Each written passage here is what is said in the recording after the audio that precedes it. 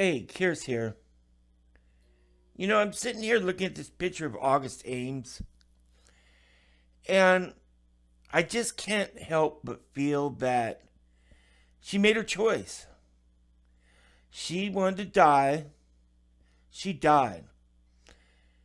In my point of view, no one forced her to do that.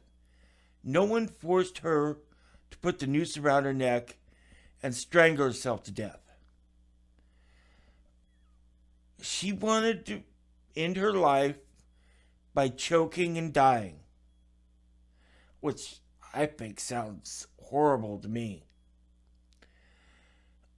I believe a person should have a right to die, though. They should be able to go to the hospital and request it. But killing yourself execution style is just, I don't know, it's kind of heinous in a way. It's like not only are you making a selfish choice for yourself, but you're really diminishing the spirit of life for the rest of us.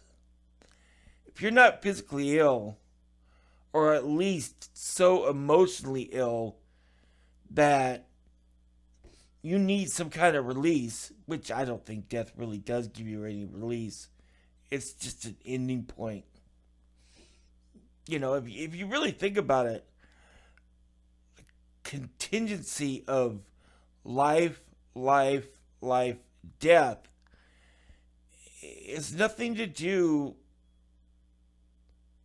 with your life. I mean, we're, is the pain of your life mitigated by before you were born? So how is it mitigated after you died? I don't know. Maybe my brain's just on a tangent there. I don't know. It just seemed to me like an end really matters because all you have is the space between the beginning and the end. I guess that's morbid, but I don't know. I think death is morbid. I guess we forget that nowadays. It's so common, or we're so used to it. News, media, things like that.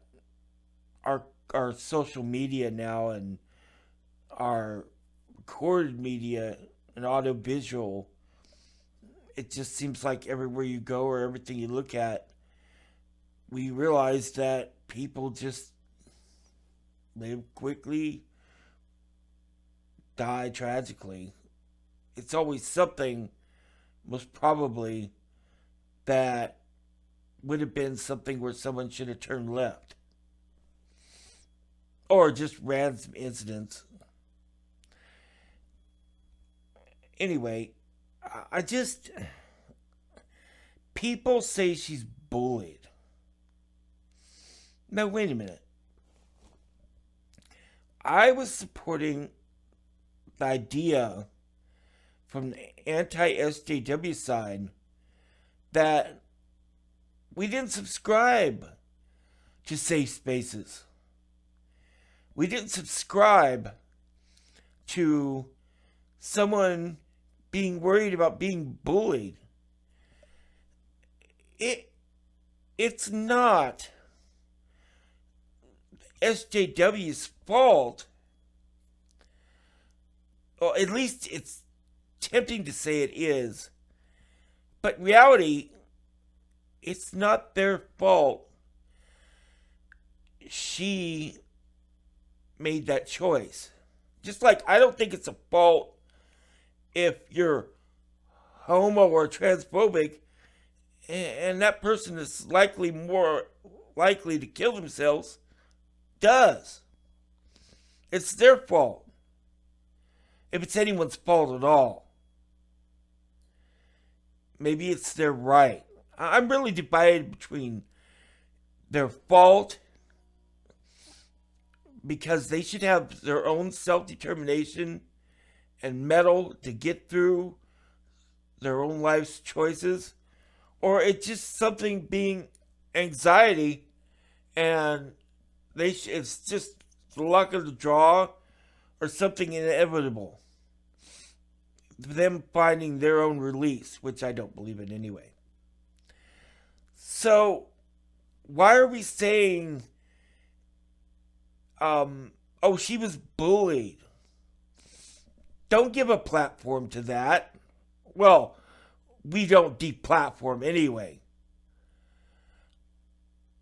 I don't think we should go back and forth in our arguments. We have to have values we stand for. And as an advocate of free speech, that unfortunately involves protecting the free speech of others. Even though, in my opinion, and perhaps I believe correctly, it's those that want to shut free speech down. It's like democracy. We have democracy, and there will be those who want to take away democracy that have a voice in democracy, but we mustn't let them. We can let them say what they want to say, but we can't say that them saying something is wrong. But we have to say how wrong it is that they're trying to say something else someone wants to say is wrong. It's like a gay birthday cake. You can have all the gay birthday cakes you want, and you can find anyone who wants to make a gay birthday cake for you, and more power to you. If I'm a baker, don't tell me I have to. And in the same sense, okay, I do agree with one thing. SJWs on issue, I don't even know how to backpedal on that one. Not backpedal, but an SJW is wrong on harassing her. The right on having the right to have a free speech to harass her. But they're wrong because anti-discrimination law creates a cultural bulwark or a wedge that prevents free thought. So with the law. So you can have one opinion, but only if it's the right opinion. And I think that's wrong. And I think that's wrong for them. Only in the worst situations should we be controlling speech at all. Like if Richard Spencer, for example, went with Jared Taylor and won the popular vote for the presidency. Now, some people might say Trump is like that, but fiddlesticks. He's just a bad friggin' oligarch. An autocrat. In any case, I think that she shouldn't be considered a bully or a victim of a bully or just a victim at all. She's responsible for her choices. She made her choice, and sad but true. She made her choice, and now she died from it. That's all there is to say about it, I think. I don't think we should fall in with the anti-free speech, free thought mindset. She had a right to die. She made her choice. She died. So sad. Merry Christmas for the rest of us. A little sadder. We'll light a candle. Right? I don't know. This is a lot better than the other one. I had some really ranty stuff to say. I hope this makes it a little bit clearer. I had to erase the other one. Alright. I was too angry. Anyway, good luck. Rage, rage against the dying of the light.